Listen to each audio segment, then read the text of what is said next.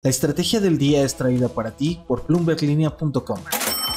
Muy buenos días. De bicicletas a zapatos, México quita privilegios a más productos importados. Hablamos también de Carlos Treviño, el ex CEO de Pemex, que será juzgado en México. En Brasil, la COP30 corre el riesgo de ser un fiasco logístico. Las acciones de Nubank se disparan y para hacerle saber a Tlaloc que seguimos buscando soluciones desde Ciudad de México, recordamos una propuesta de Carlos Slim para aprovechar las lluvias de la capital. No olviden hacer clic al botón de seguir del podcast, activar la campana para que puedan recibir la alerta de un episodio nuevo cada mañana. ¿De qué estamos hablando?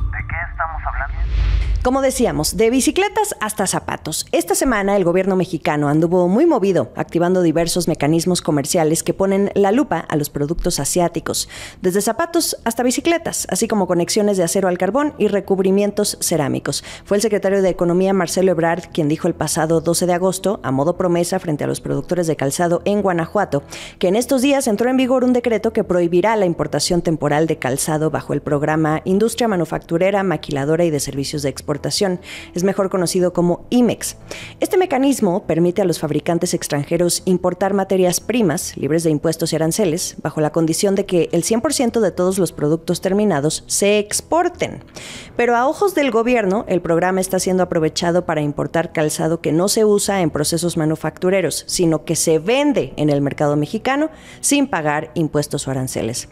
Entonces Ebrard dijo, ya basta y se acabó, con esas palabras, que el calzado terminado de países con los que hoy no hay acuerdo de libre comercio ya no podrá ser importado a México. También hay que añadir a la lista el inicio de una investigación antidumping sobre las importaciones de bicicletas de origen chino, esto a solicitud de productores nacionales como Bicicletas Mercurio, Veloci y Benoto. Según los productores, el ingreso de estos productos se realizó en volúmenes significativos entre 2022 y 2024, vinculados a una posible práctica de discriminación de precios en niveles superiores al de minimis. Y también habrá una investigación similar contra las importaciones de recubrimientos cerámicos para piso y muro originarias de India. En los próximos días, los diversos actores involucrados deben presentar pruebas antes de que México decida si establece o no medidas antidumping. También se confirmó el mantenimiento de las cuotas antidumping a las importaciones de conexiones de acero al carbón para soldar provenientes de China. ¿Quieres importar? Paga los impuestos, eso es lo que dice Ebrard. Así que esto hay que mirarlo como una nueva acción en medio de las presiones de Estados Unidos y la estrategia de sustituir importaciones fuera del TEMEC, que está incluida en el Plan México de la presidenta Claudia Sheinbaum. Sin embargo, desde la cancha de los analistas hay quienes ya lanzan su propio grito: aguas con la inflación. En otras noticias. Intercambio de presos. Se detuvo en Estados Unidos a Carlos Treviño, quien por un corto periodo fungió como CEO de Pemex, esto de 2017 a 2018, aún bajo el sexenio de Enrique Peña Nieto y antes de que entrara al cargo Octavio Romero, ya bajo el sexenio de Andrés Manuel López Obrador. Fue la presidenta Claudia Sheinbaum quien dio la noticia, asegurando que sería extraditado a México para enfrentar cargos vinculados a sobornos relacionados con el caso de la brasileña Odebrecht y, entre otras cosas, sin especificar cuáles. Carlos Treviño contaba con una solicitud de extradición que data de 5 años, que estaría vinculada a una denuncia de Emilio Lozoya, el primer director de Pemex durante el gobierno de Peña Nieto, hoy preso. De acuerdo con información del diario Reforma, fue en 2021 cuando un juez federal ordenó la detención de Treviño por no haber comparecido a la audiencia en la que lo imputarían por asociación delictiva y blanqueo de capitales. Emilio Lozoya, convertido en testigo protegido durante el gobierno de López Obrador, acusó a Treviño de haber recibido $4 millones en sobornos para favorecer a Odebrecht en la construcción de una planta de etileno en Veracruz, de su filial Braskem y de la empresa mexicana Idesa. Treviño, según Lozoya, recibió el dinero por instrucciones de Luis Videgaray, quien fuera en aquel entonces secretario de Hacienda y de Relaciones Exteriores, todo en un contexto en el que el gobierno peñista terminó con el monopolio de Pemex y abrió el sector petrolero a la inversión privada por allá de 2013. Lo que destaca de esta detención por parte de las autoridades estadounidenses es que coincide con una serie de entregas de presos vinculados al narcotráfico a Estados Unidos que hizo el gobierno de México esta semana. América Latina.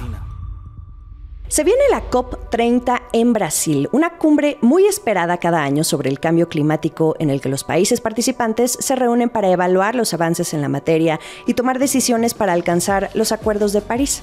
Será del 10 al 21 de noviembre en la ciudad de Belém do Pará, pero resulta que hay una preocupación muy grande en estos momentos. Se esperan a líderes mundiales, diplomáticos y unos 50,000 participantes, y la logística no parece estar muy planchada que digamos a 3 meses del evento.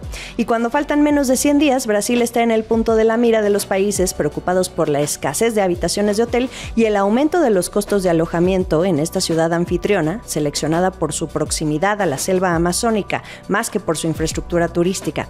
He ahí el detalle, como diría el querido Cantinflas. La Secretaría de la ONU, que ayuda a organizar la COP30, dijo que se había pospuesto una reunión fijada para este jueves 14 de agosto, justo para tratar cuestiones de alojamiento, y no se ha anunciado una nueva fecha, pero la preocupación crece. Bueno, hasta se ha puesto sobre la mesa el cambiar de sede, pero en una carta de 19 páginas que fue revisada por Bloomberg News, remitida por Brasil a varios países miembros de la ONU que participan en el evento, los organizadores están rechazando esta idea porque la ciudad anfitriona ya dispone, dicen, de un número suficiente de camas para alojar a todos los participantes previstos. En esto de la organización de eventos, a todos siempre les resulta un dolor de cabeza, nadie se salva. Pero bueno, faltan 100 días, a ver qué pasa. Acciones y reacciones. ¿Cómo le fue al negocio de Nubank al segundo trimestre del año 2025? A juzgar por lo que estimaban los analistas, más que bien, debido a una expansión de su base de clientes, mejoras operativas y lo que miran como una sólida ejecución comercial en Brasil, México y Colombia. La utilidad neta ajustada fue de $694.5 millones, mucho más de lo que esperaba el consenso de Bloomberg, y esto le representa un crecimiento anual del 34%. Su base de clientes llegó a 122.7 millones al cierre del trimestre, apenas por debajo del pronóstico de 122.82. El que también le fue, lo podemos medir en el precio de la acción, que casi anduvo al alza 8% en las operaciones posteriores al cierre del mercado. ¿Cuánto ingresó Nu en estos 3 meses, de abril a junio? Fueron unos $3,668 millones, un crecimiento del 40% anual. Ahora vamos a una de las métricas más interesantes con esta empresa, que es el ingreso promedio mensual por cliente activo, mejor conocido como el ARPAC. Este alcanzó los $12.2 con un incremento del 18% frente al mismo periodo del año anterior. Según los resultados, Nubank continúa consolidando su presencia regional.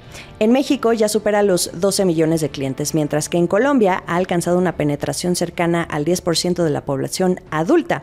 Brasil, evidentemente, y por ahora sigue siendo su mercado más grande, con más de 100 millones de clientes, casi la mitad de la población brasileña. Pero como todos sabemos, la atención está en el crecimiento del negocio en México. El último sorbo. Y ahora que las lluvias en Ciudad de México nos han hecho volver a los libros para recordar inundaciones históricas, no está de más platicarles que el hombre más rico de México, Carlos Slim, ha querido poner su granito de arena en este problema y aprovechar esas lluvias. El empresario se ha referido al problema del hundimiento de la capital del país y sus efectos en la infraestructura como una bomba de tiempo. Lo dijo en una de sus clásicas conferencias de prensa por allá de abril de 2018. Parte de su foco está en el centro histórico que ayudó a renovar. En las autoridades prohibieron los pozos de agua y los movieron hacia la periferia de la urbe, hacia zonas del sur como Xochimilco, pero con consecuencias como socavones ante la extracción del acuífero. Slim mencionó que irracionalmente la ciudad cuenta con 2 presas de regulación, Dolores y Barrilaco, que solo mueven el agua de un lugar a otro cuando llueve, pero que no recargan el acuífero del valle ante la extracción. El ingeniero Slim entonces propuso recoger el agua de lluvia y enviarla a lagunas de infiltración, además de que los edificios nuevos tengan pozos para inyectar el líquido hacia el acuífero a 120 metros de profundidad. Explicó que la zona de lluvia se concentra en el poniente y sur de la ciudad y que las lagunas para filtrar agua hacia el subsuelo ayudarán a estabilizar las zonas con problemas de hundimiento. Dijo en aquel entonces que lo que hay que hacer es que si llueve 4 veces más de lo que se consume, hay que hacer que esas veces se metan al acuífero. Bueno, él le dijo tinaco. Algunas de estas medidas que propuso se han implementado parcialmente, pero la Secretaría del Medio Ambiente de la Ciudad de México, por ejemplo, ya realizó una restauración en las barrancas de Dolores y Barrilaco señaladas por Slim como presas de regulación y donde se crearon presas de piedra para permitir el almacenamiento y la infiltración de agua en 2022. ¿Qué piensan ustedes de su plan? Lo mejor de la información económica y de negocios está aquí en La Estrategia del Día. Estamos en Twitter como @laestrategiamx, en Instagram me encuentran como Jimena Business y en YouTube los episodios completos en video. Ya es viernes, disfruten mucho el fin de semana. Nos escuchamos el lunes. Esta fue La Estrategia del Día, escrito y narrado por Jimena Tolama, producido por Arturo Luna y Daniel Hernández. Que tengas un día muy productivo.